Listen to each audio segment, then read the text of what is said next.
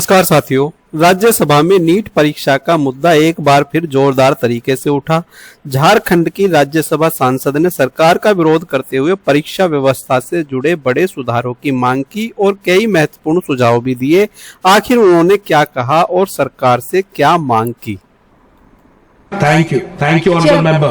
Honourable vice chairman sir, मैं the public examinations amendment bill 2026 पर बोलने के लिए खड़ी हुई हूँ।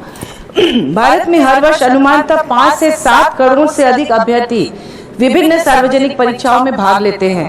इनमें UPSC, SSC, RRB, NTA, NEET, CUET, JEE, राज्य लोक सेवा आयोग, पुलिस, शिक्षक भर्ती, बैंकिंग, रेलवे तथा अन्य भर्ती परीक्षाएं शामिल है। यह दुनिया की सबसे बड़ी परीक्षा प्रणाली है, लेकिन प्रश्न यह है कि क्या दुनिया की सबसे बड़ी परीक्षा प्रणाली दुनिया की सबसे सुरक्षित परीक्षा प्रणाली है? दुर्भाग्य से उत्तर नहीं में है।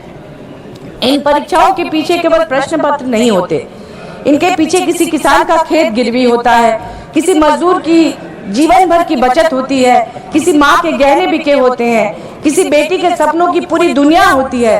सरकार यह संशोधन लेकर आई है। निश्चित रूप से नकल माफिया और पेपर लीक पर कठोर कार्रवाई आवश्यक है, लेकिन मैं सरकार से पूछना चाहती हूँ कि क्या केवल दंड बढ़ा देने से अपराध समाप्त हो जाते हैं? यदि ऐसा होता तो दुनिया में अपराध कब के समाप्त हो चुके होते।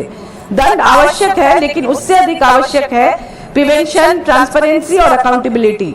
माननीय सभापति महोदय, इस देश ने निर्भया कांड जैसे कांड भी देखे, जिसके बाद पूरे देश में आंदोलन हुए और सख्त से सख्त कानून बने। क्या उसके बाद रेप के मामले खत्म हो गए या देश की महिलाएं सुरक्षित हो गई? दुनिया के कई देशों ने केवल कठोर कानून नहीं बनाए, बल्कि सिस्टम डिजाइन बदला।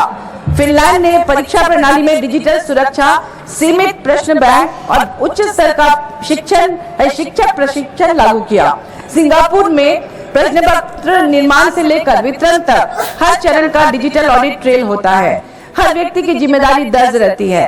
दक्षिण कोरिया में college scholastic ability test CSAT के दिन पूरा प्रशासन परीक्षा को राष्ट्रीय मिशन की तरह संचालित करता है। यूनाइटेड किंगडम में परीक्षा नियामक संस्थाएं नियमित रूप से स्वतंत्र ऑडिट कराती हैं।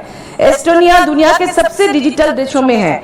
वहाँ सिक्योर डिजिटल आइडेंटिटी और एन्क्रिप्टेड एग्जामिनेशन आर्किटेक्चर का व्यापक उपयोग किया जाता है।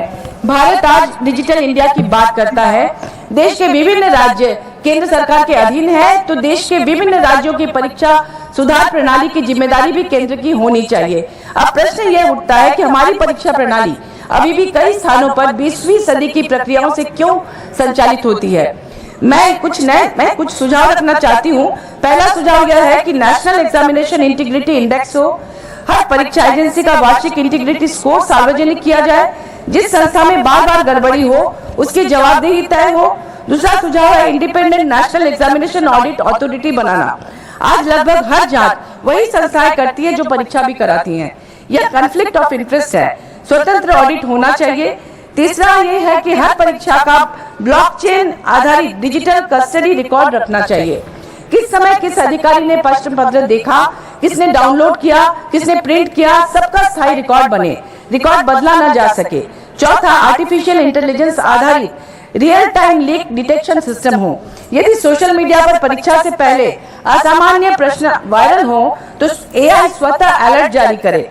पांचवा, देश भर में प्रोटेक्टेड विजिल ब्लोअर पोर्टल का इस्तेमाल किया जाए। जो कर्मचारी या अधिकारी गड़बड़ी की सूचना दे उसे कानूनी सुरक्षा और पुरस्कार मिले।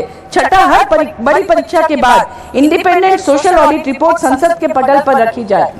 मैं एक और महत्वपूर्ण सुझाव देना चाहती हूँ। देश में national public examination risk register तैयार होना चाहिए। कौन सी परीक्षा हाई रिस्क है, कहाँ प्रिंटिंग होती है, कहाँ ट्रांसपोर्ट होता है, कहाँ डिजिटल वल्नरेबिलिटी है, हर वर्ष उसका रिस्क असेसमेंट संसद में प्रस्तुत किया जाए।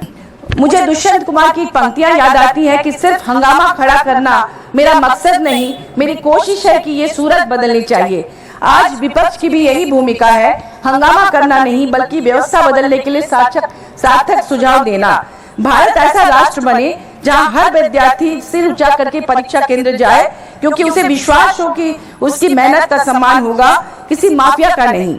गुरुदेव रविंद्रनाथ ठाकुर की पंक्तियां हैं, जहां मन भय से मुक्त हो और मस्तक ऊंचा हो। माननीय उपसभापति महोदय, यदि यह संशोधन विधेयक वास्तव में युवाओं का विश्वास लौटाना चाहता है तो इसे केवल दंडात्मक कानून न बनाइए, इसे transparency, technology, accountability, federal coordination और स्टूडेंट राइट्स का व्यापक कानून बनाइए, तभी यह कानून इतिहास में याद किया जाएगा। अन्यथा यह केवल एक और संशोधन बनकर रह जाएगा। मैं सरकार से आग्रह करती हूँ कि विपक्ष द्वारा दिए गए इन रचनात्मक सुझाव को गंभीरता से ले। और एक बात कहना चाहूंगी कि नीट जैसी आज नीट जैसी बस 30 सेकेंड आज देश में नीट जैसी प्रतियोगिता परीक्षाओं की जो तैयारी होती है इतनी महंगी हो गई है कि एक किसान का बेटा या एक गरीब का बेटा नहीं कर सकता। लाखों रुपए, करोड़ों रुपए खर्च होते हैं। मैं यही सजेस्ट करूंगी कि सरकार अपने तरफ से कोचिंग सेंटर्स बनाए गरीब छात्रों के लिए, जैसे कि हमारे राज्य में हमारे माननीय मुख्यमंत्री हेमंत सोरेन जी कर रहे हैं। उन्होंने 30 ऐसे प्रतिभाशाली बच्चों का चुनाव किया है जिसे सरकारी खर्च पर वो मेडिकल और इंजीनियरिंग की कोचिंग करा रहे हैं, वो भी कोटा से वहाँ के इंस्टीट्यूट को यहाँ बुलाकर स्मार्ट क्लासेस बनाकर सरकारी खर्च पे वो खाना पीना रहना और पढ़ाई की तमाम सुविधाएं वो दे रहे हैं। इस तरह की व्यवस्था केंद्र सरकार की भी करे और देश के सभी राज्यों में करे, क्योंकि सभी राज्य केंद्र सरकार के अधीन है। धन्यवाद। तो साथियों, महुआ माझी झारखंड की राज्यसभा सांसद के विचार आपको कैसे लगे? विचार अच्छे लगे हैं तो वीडियो को लाइक कीजिए, वीडियो को शेयर कीजिए और यदि आपने हमारा चैनल सब्सक्राइब नहीं किया है तो चैनल को सब्सक्राइब कर लें। मिलते हैं इसी तरह की नई अपडेट के साथ। जय हिंद, जय भारत। धन्यवाद साथियों।